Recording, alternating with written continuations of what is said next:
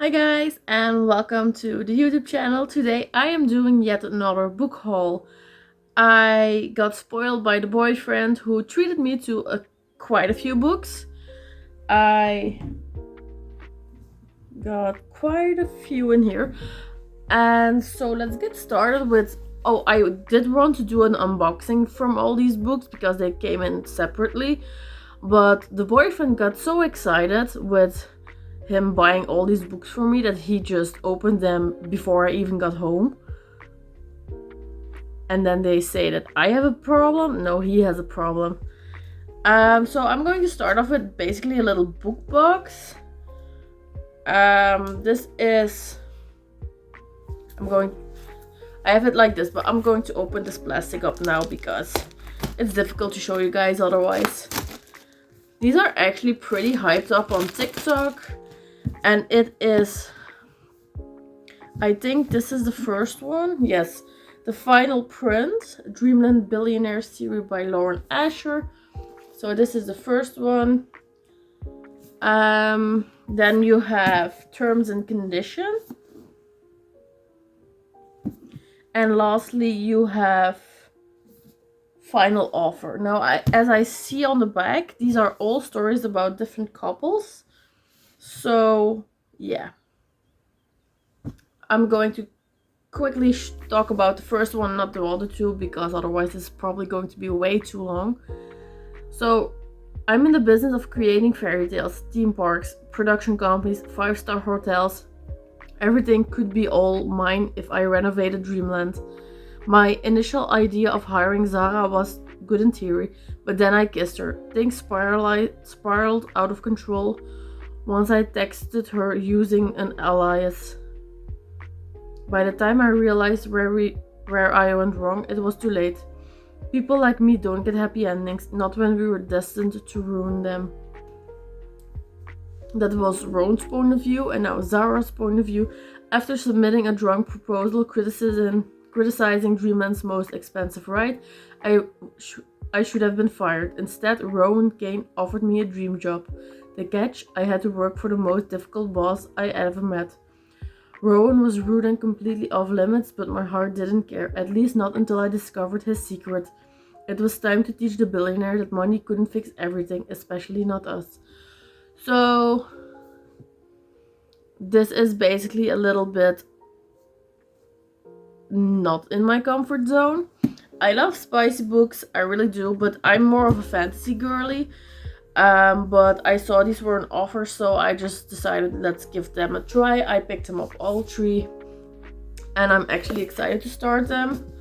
I might take one with me on my vacation, which I will probably do a little vlog about on all the books that I'm bringing with me to 2 weeks of Bali, and then we'll see from there. Up next, I have a book by Laurie Gilmore, and it's The Pumpkin Spice Cafe. I have seen so many people rave about this that I just wanted to pick it up. Now, I decided it was probably not the time for me to read this. I don't know why. I'm not just really in the mood. Also, this is also not a book that I would typically go for. Like I said, I read fantasy and mostly fantasy. Well, pretty much only fantasy. So going out of my comfort zone with this book and those three, it's kind of a big deal for me. So... now this is like a little cozy read, I have heard, and it sounds really good. So yeah. When Jeannie's aunt gifts her the beloved Pumpkin Spice Cafe in the small town of Dream Harbor, Jeannie jumps at the chance for a fresh start away from her dull desk job. Logan is a local farmer who avoids Dream Harbor's gossip at all costs, but Jeannie's arrival disrupts Logan's routine, and he wants nothing to do with the irritatingly upbeat new girl, except that he finds himself inexplicably drawn to her. Will Jeannie's happy-go-lucky attitude win over the grumpy but gorgeous Logan, or has this city girl found the one person in town who won't fall for her charm or her pumpkin spice lattes? I don't like pumpkin spice lattes. Sorry, don't like it. I only drink caramel lattes, but this really sounds so cozy to read. I don't know if I'm going to be able to read it this year anymore because I have such a big pile up of the books that I have. So yeah, it is on the TBR now. I then picked up the second and third book from Mary E. Pearson. Unfortunately, one is hardcover and the other is softcover, and the first one is also hardcover. So, The Kiss of Deception is a book that I have read quite a few years ago, I would say, and I never picked up the second or the third book, not because I didn't like the second or the story, but more because I just saw so many other books that I want. So I decided to pick them up now, and it is The Heart of the Betrayal, and then also The Beauty of Darkness. You can see this is a paperback. It's also like really, really floppy, as you guys can see. Like, and then you have The Heart of the Betrayal.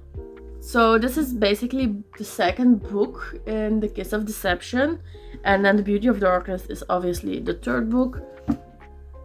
Let's see.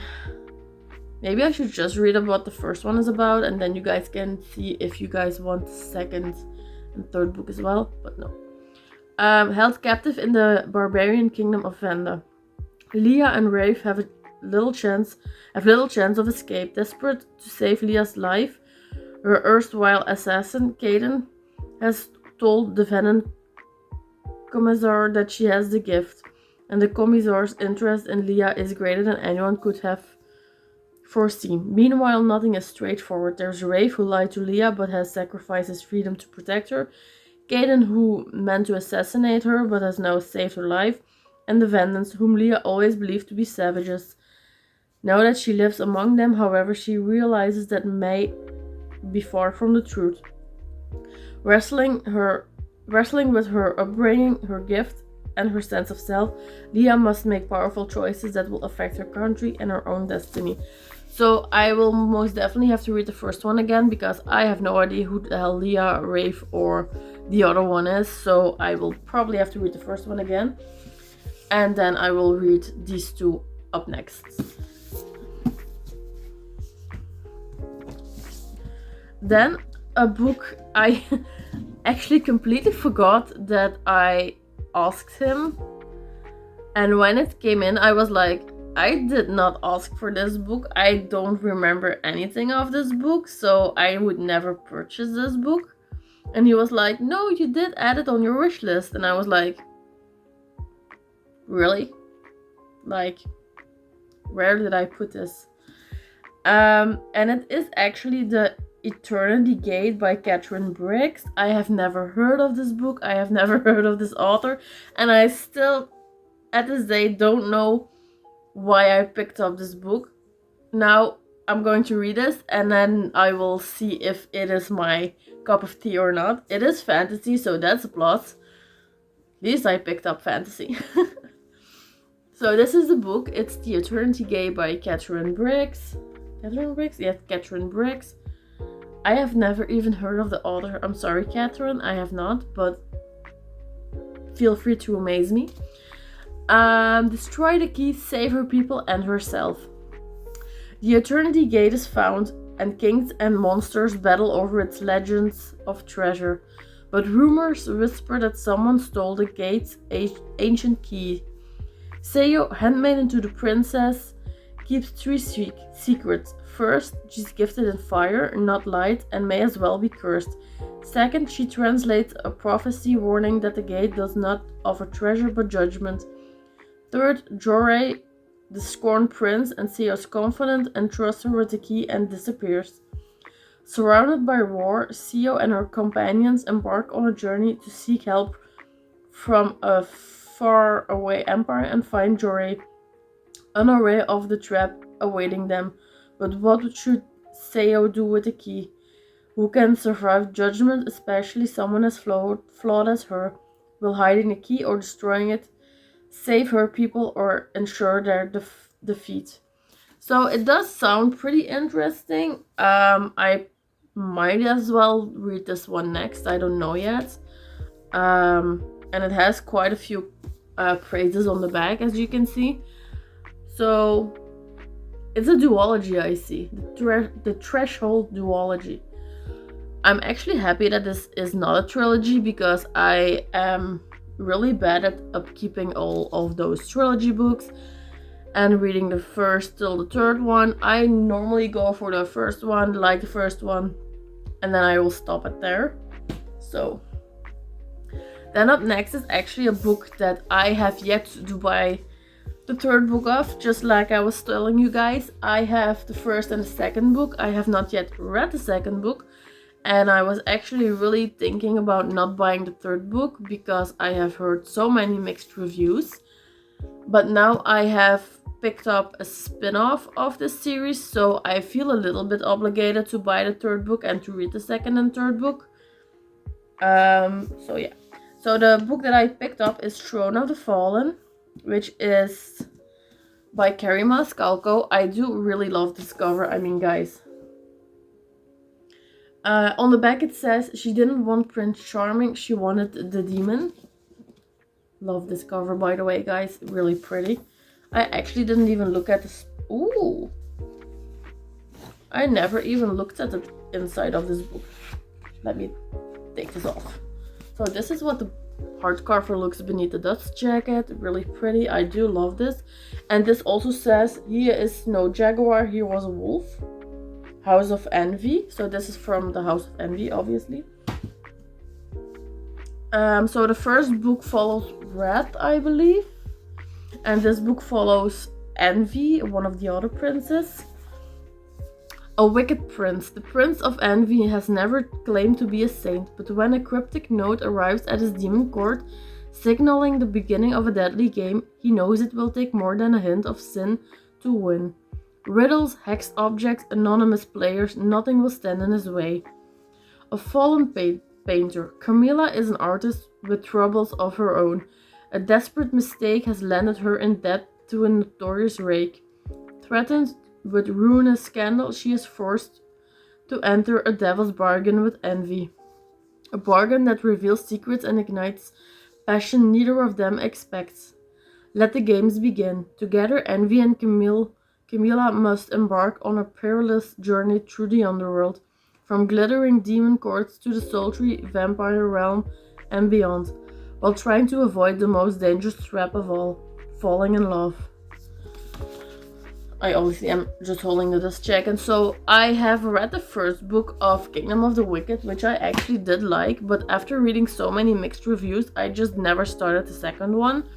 Now is basically a good opportunity for me to go and read the second one.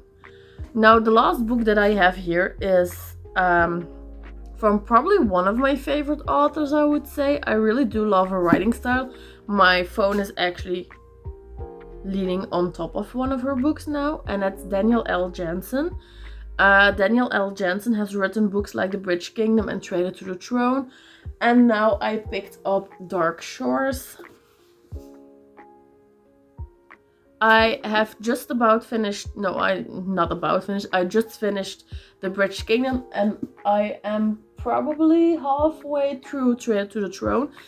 I have read The Bridge Kingdom probably 3 times, and then now I am finally almost finished with Traded to the Throne, and it sounds amazing. So yeah, now let's go with this one, and let me talk to you guys what this is about. A sailor with a will of iron. Tyrrhenia, this is the second mate of the Quinsons, a ship beholden to the goddess of the seas. Her people are born of the waves, and they alone know how to cross the impassable oceans between east and west. A soldier with a secret. Marcus is a commander of the 37th, the notorious legion that has led the Selendor Empire to conquer the entire east. The legion is his only family, but even they don't know the secret he's been hiding since childhood. A dangerous quest. When an Empire senator discovers the existence of the Dark Shores, he captures Daenerys' crew and threatens to reveal Marcus' secrets unless they sail in pursuit of conquest, forcing the two into an unlikely and unwilling alliance. They unite for the sake of their families, but both must decide how far they are willing to go and how much they are willing to sacrifice. I love The Bridge Kingdom. I really did like it. I love the writing style. I'm now reading the second book and I'm still obsessed with the story. I also want the other two books that are into that story. I think it's The Inadequate Heir and something else. I obviously also want those. So yeah, really excited to start this. But I think I'm going to take this one on vacation with me, because it's not too thick. That's also something that I like, is that her books are not extremely big. This is a, what, 350 pages, something like that. Ooh, is this going to... Oh, and it also gives a sneak peek of the next book, which I like, because then it gets to suck you into the next book. I like it when they do that. So this is about 386 pages, which is really not that crazy for me. I am definitely going to read this. But should I take it with me on vacation or should I start it now? I don't know yet, guys. So this was basically my book haul. I hope you guys enjoyed this, and if you guys have any things to say about any of the books that I bought, please feel free to say them. And I will talk to you guys next. Bye, guys.